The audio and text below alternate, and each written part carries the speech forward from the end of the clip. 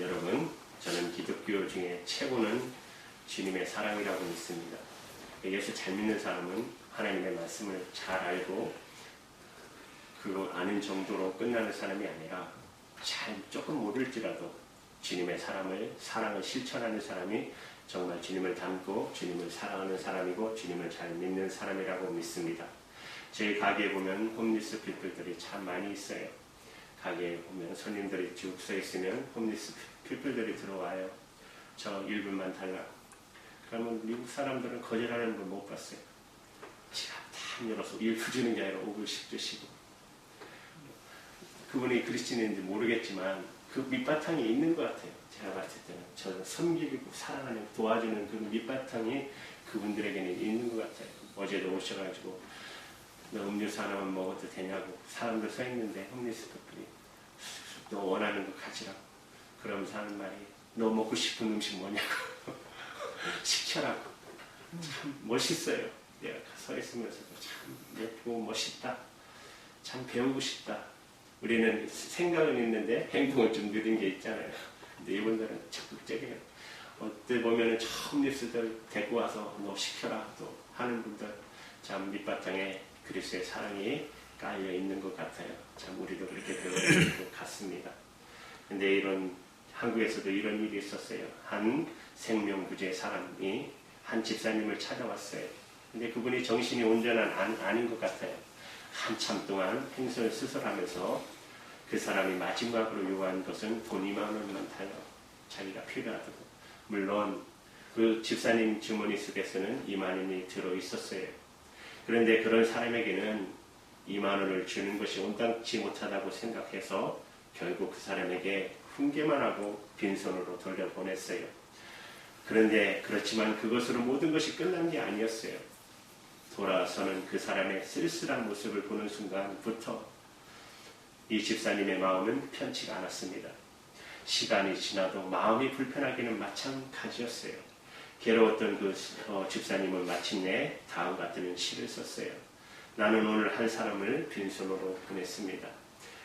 내밀기 부끄러워 빈손 뒤로 감추고 빈손 외로운 마음으로 조심있게 다가와 내민 손 위에 무거운 보도만을 실어 보냈습니다. 괜찮은 척 쓸쓸하게 걸어가는 낡은 뒷모습 위로 부끄러운 내 영혼의 메마름이 나타났습니다. 그리고 하나님 앞에 이렇게 기도했어요. 하나님, 내가 사랑 없음을 회개합니다. 당신의 이름은 사랑이라고 했는데, 당신은 사랑하라고 했는데 오늘 내게 사랑 없음을 보게 됨을 하나님 앞에 회개합니다. 당신의 사랑을 나에게 부어 주시옵소서. 당신의 사랑을 나에게 충만히 부어 주시옵소서. 아내 생명구제의 사람이, 그것도 자기가 사지가 멀쩡한 사람이 찾아와서 땀 흘려 일할 생각 않고 남의 주머니에 있는 돈을 거저가기를 원한다면 인생 그렇게 사는 거 아니라고, 그렇게 살아서는 안 된다고 따끔하게 질책해서 돌려보내는 것이 100번 옳은 일이 아니겠어요? 그리고 마음 툭툭 손 털고 모든 것을 잊어버리면 그만이 아니겠어요? 그런데 왜 이 집사님은 그 글을 잊지 못했을까요? 왜 그렇게 그에게 베풀지 못한 것을 못내 괴로워하며 이처럼 자기 질책에 시를 쓰고 회개하며 기도했을까요? 그 집사님은 주님께서 택하신 주님의 사람이기 때문에 그렇습니다. 주님께 택한 받은 그리스도인들은 세상 사람들이 당연하게 생각하는 것을 당연시 할 수가 없는 것입니다. 그래서 때론 세상 사람들과 똑같이 행동하는 잘못을 저지르기도 하지만 세상 사람과는 달리 인해 그것을 후회하고 괴로워하며 자기를 질책하게 되는 것입니다. 그래서 자기에게 도움을 요청하러 온 사람을 훈계만 하고 빈손으로 돌려보낸 집사님이 그로 인해 마음 아파하는 것이야말로 그가 바로 주님이 택한 받은 그리스도인이 되었음을 증거하는 것입니다. 사랑하는 여러분, 이 집사님처럼 후회해 보신 적 있으시나요? 네 사람이 배를 타고 가다가 갑자기 폭풍우를 만나게 됩니다. 네 사람은 모두 손을 잡고 합심하며 하나님 앞에 도와주기를 간절히 큰 소리로 기도하기 시작합니다. 그러나 폭풍우는 더 거세지기만 하더니 급기야 배가 뒤집히려고 했어요. 큰 소리로 기도하던 네 사람은 약속이라 한 듯이 입을 다 다물고 그 순간 그들은 모두 옆에 사람이 듣지 못했군 이렇게 기도했습니다. 하나님, 저 사람들은 버릴지라도 나만은 살려주십시오. 믿습니다. 우리가 흔히 행할 수 있는 이기적인 기도 아닙니까? 상대가 누구든 내 경쟁자 되는 사람이라면 모조리 짓밟고 나의 목적을 성취하려는 것은 치열한 이 세상 속에서는 조금도 이상한 일이 아니잖아요. 그게야말로 세상 사람들에게는 세상을 살아가는 원칙이요 방편인 것이죠. 그렇기에 세상 사람들은 그런 일에 이 집사님처럼 가책을 느끼거나 후회하지 않는 것이잖아요. 그런데 여러분, 우리는 배가 파손 위기 속에 저 사람들은 다 버리실지라도 나만을 살려달라는 기도를 들을 때 왜 우리는 씁쓸함을 느끼게 되는 걸까요? 그와 같은 기도의 결과가 우리의 삶 속에서 실제로 일어났을 때 왜 우리는 기뻐하기보다는 오히려 양심의 통증을 느끼게 되는 걸까요? 그것은 우리 모두 주님께 택함받은 그리스도인들이기 때문에 그런 것입니다. 그리스도인들은 그런 생각, 그런 식으로 살아서는 안 된다는 것을 누구보다도 잘 알고 있기 때문에 예수님께서 이제 십자가의 죽음을 목전에 두고 당신이 사랑하는 제자들과 마지막 만찬을 나누던 주님께서 식탁을 무르치신 다음에 곧 옷을 벗고 수건을 허리에 두르신 후 대야에 물을 붓고 제자들의 발을 친히 씻겨 주셨어요. 주님께서 그처럼 행하신 것은 제자들로 하여금 주님을 본받아서 발을 씻겨주는 자가 되게끔 주님께서 몸소 행하신 것입니다. 서로 봉사하며 서로 섬기며 살게 하기 위해서. 그리고 주님께서는 오늘 본문 요한복음 13장 18절을 통해서 계속해서 이렇게 말씀하십니다. 내가 너희를 가리켜 말하는 것이 아니라 나의 택한 자들이 누구인지 아미니라. 주님께서 하나님께서 택한 자들, 진정 택함을 받은 자들이 누구인지를 잘 알고 계셨어요. 그러나 다는 아니라고 말씀하심은 이제 곧 예수님을 배신할 가룟 유다를 두고 하신 말씀이었어요. 이미 가룟 유다에 대해서 여러분 요한복음 13장 12절 말씀에 이렇게 증거하고 있어요. 마귀가 벌써 시몬의 아들 가룟 유다의 마음에 예수를 팔려는 생각을 넣었더니 오늘 이 말씀을 살펴보려는 것이 아니라 이것은 다음 기회에 살펴보고 오늘 본문에서는 우리가 정말 유의하지 않으면 안 될 것은 주님께서 택함 받은 그리스도인들은 어떤 사람이야 하는지 주님께서 친히 규정하셨다는 사실이에요. 주님께서 본문 20절을 통해 이렇게 말씀하십니다. 우리 한번 같이 읽을까요? 시작. 내가 진실로 너에게 이르노니 나의 보내기를 영접하는 자는 나를 영접하는 것이요 나를 영접하는 자는 나를 보내신 이를 영접하는 것이니라. 주님께 택함 받은 사람들이란 곧 하나님을 영접하는 자. 하나님을 영접하는 자란 하나님께서 세상에 보내신 당신의 예수 아들이신 예수 그리스도를 영접하는 자. 예수 그리스도를 영접하는 자란 곧 예수님께서 보내신 자를 영접하는 자인 것입니다. 사랑하는 여러분, 예수 그리스도께서 보내신 자를 영접하는 것이 주님께 택함을 받은 자임을 뜻한다면 주님께 택함을 받은 우리 그리스도인들이 영접하지 않으면 안 될 주님께서 보내신 자란 도대체 누굴 말하는 것일까요? 우리가 흔히 말하듯이 주님의 말씀을 주님 말하듯이 주님의 말씀을 가르치는 목회자들이나 선교사들이나 여러분 가톨릭에서는 사제들이나 가톨릭에서는 그런 말을 해요. 교회를 두 개로 나눠요. 하나는 특별교회, 하나는 일반교회를 나눠요. 특별교회는 누구냐? 사제들을 말해요. 일반교회는 그냥 믿는 사람들, 성도들. 그래서 거기에 좀 교리가 우리하고 다른 게 있어요. 특별교회는 구원에 항상 들어가 있어요. 그러나 일반교회는 구원이 취소될 수 있다라고 그들은 말해요. 그래서 사도신경이 그런 배경으로 했기 때문에 많이 이렇게 지금 교회에서 안 쓰는 경우도 있어요. 근데 뭐 우리는 그런 의미가 아니잖아요. 그런 것처럼 여러분 그것은 목회자나 선교사들의 독선이고 교만입니다. 만약 평신도들이 그렇게 했다고 주장하면 그것은 그리스도인의 직무, 유기와 태만에 대한 자기 합리화일 뿐인 것입니다.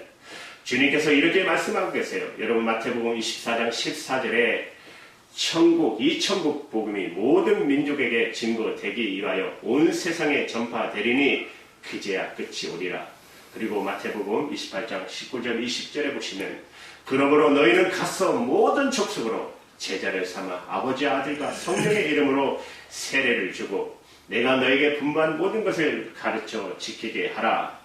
그리고 여러분 너무나 유명한 사도행전 1장 8절의 말씀을 보시면 오직 성령이 너에게 임하시면 너희가 권능을 받고 예루살렘과 온 유대와 사마리아 땅끝까지 이르러 내 증인이 되리라. 주님께서 이처럼 모든 족속, 모든 민족, 땅끝까지 이 복음이 전파되기를 원하시는 것은 이 세상의 모든 사람을 사랑하시기 때문에 그렇습니다. 주님은 이 세상 만민이 다 구원 얻기를 원하십니다. 그렇다면 저와 여러분 그리스도인이 된 우리는 이 세상을 살아가면서 우리가 만날 수 있는 모든 사람이 우리가 영접해야 할 사람들이라는 것을 깨달으셔야 합니다. 우리가 매일매일 접하거나 접할 수 있는 사람 모두가 실은 주님께서 우리에게 보내신 자이됨을 인식해야 하는 것입니다. 그래서 여러분 믿음의 사람들 고백하는 거 들으셨죠? 나에게 오는 모든 사람이 어쩌면 작은 예수일 수도 있다. 그래서 그 사람들에게 최선을 다하겠다 하는 사람들 그렇게 말씀하시는 분들 많이 보셨잖아요. 이런 뜻이에요. 이것을 바로 알고 행할 때 우리를 그리스도인들을 통해 주님의 참사랑과 생명은 이 세상 속으로 확산될 수 있고 그리스도인과 교회의 부흥이 여러분 이 세상의 평화와 정의의 확장으로 연결될 수 있는 것입니다.